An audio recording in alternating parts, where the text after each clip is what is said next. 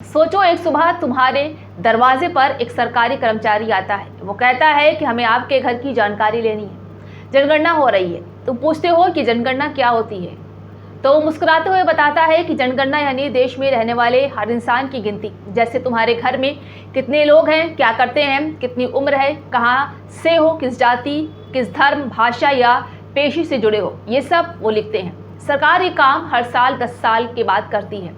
पिछली बार 2011 में हुई थी, 2021 में फिर होनी थी, मगर कोरोना की वजह से टल गई। अब 2025 में जनगणना होने की उम्मीद है। ये एक बहुत बड़ा काम होता है। पूरे देश के लाखों कर्मचारी घर घर जाते हैं, वो लोगों से सवाल पूछते हैं और एक एक बात दर्ज करते हैं। अब सवाल ये उठता है कि इससे फ़ायदा क्या होता है। तो सुनो, जब सरकार को पता होता है कि किस इलाके में कितने लोग हैं, तो वो उसी हिसाब से स्कूल, अस्पताल, राशन, पानी, बिजली और नौकरी की योजना बनाती है।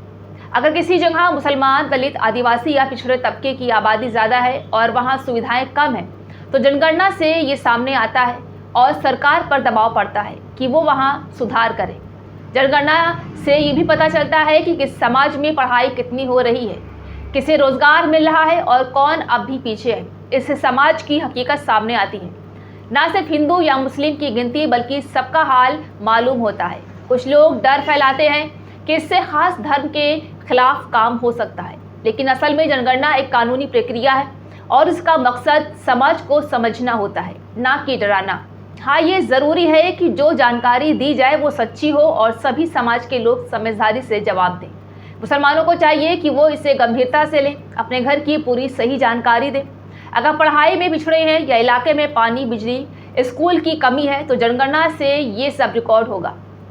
फिर आप आगे जाकर ये कह सकते हैं कि हमारे साथ नाइंसाफ़ी हो रही है। बिना सही डेटा के कोई भी आवाज़ नहीं सुनी जाती है। इसलिए जब भी सरकारी कर्मचारी आए तो उन्हें ठीक से रिसीव करो। उनका अपना आधार कार्ड, राशन कार्ड या जो ज़रूरी दस्तावेज पूछे जाएं दिखाओ, लेकिन ध्यान रहे कोई भी झूठी बात ना हो और ना ही कुछ छुपाओ। जितनी सच्ची जानकारी दोगे उतना ही तुम्हारे हक में काम होगा।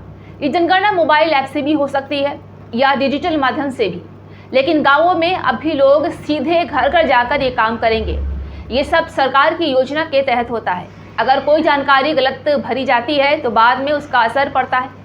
इसलिए होशियारी से रहें, समझदारी से फॉर्म भरें, नफरत की बातों से दूर रहें और समझो कि देश की प्लानिंग हमारे जवाबों पर आधारित होती है। जनगणना कोई डर की बात नहीं है, ये एक मौका है हम दिखा सकें कि हमारे घर में क्या कमी है और हम क्या कर सकते हैं। अगर हमें हक चाहिए तो हमें अपनी पहचान और हालात सरकार के सामने साफ रखने होंगे, तभी सच्ची तरक्की होगी।